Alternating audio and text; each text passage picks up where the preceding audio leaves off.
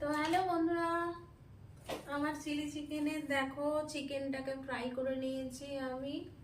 আহ, এদিকে হচ্ছে দেখো কেটে নিয়েছি ক্যাপসিকাম আর পেঁয়াজগুলোকে এরকম করে কেটেছি ডুমো ডুমো করে, আর এদিকে লঙ্কা কেটে নিয়েছি, আর কটা লঙ্কা দিতে হবে।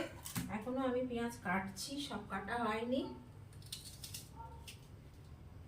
মিনি ব্লগে কি বলতো, পুরোটা তো দেখানো যায় না একবারে, ওই জন্যে এরকম শর্ট করে করে তোমাদেরকে দেখাচ্ছি। হয়তো এই চিলি চিকেনের হয়তো 2-3টে পার্ট হয়ে যাবে। তো এখনো রুটি করব। চিলি চিকেন এটা কাটাই হয়নি, ভাজতে ভাজতে ওইদিকে দেখতে দেখতে কাটা হয়নি। তো চলো কেটে নিচ্ছি, কেটে নিয়ে তারপরে পরের মিনি ব্লগে তোমরা দেখতে পারবে বানানোটা। কাটতে একটু